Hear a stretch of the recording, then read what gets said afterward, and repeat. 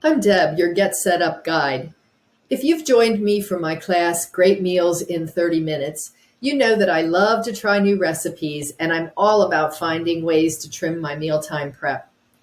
Are you looking for new, easy to make comfort food meals for the fall? I know I am, and I've found some you might enjoy along with some ideas for getting organized to reduce your kitchen time. In this session, you'll learn meal planning tips and resources for helping you to plan and organize a week or more of meals, and how to use a power hour to shorten your daily meal prep. You'll also get some sources of menu inspiration that I think are kind of fun. We'll look at several recipes featuring in season fruits and vegetables, and as always, after class, you'll receive the recipes so that you can prepare them yourself. Kathy recently took the class and said that she got a lot of ideas for quick dinners.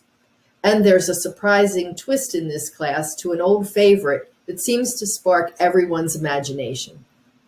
If you're looking for some meal inspiration that will have you in and out of the kitchen in no time, please join me for Great Fall Meals in 30 Minutes and be part of our lifelong learning community.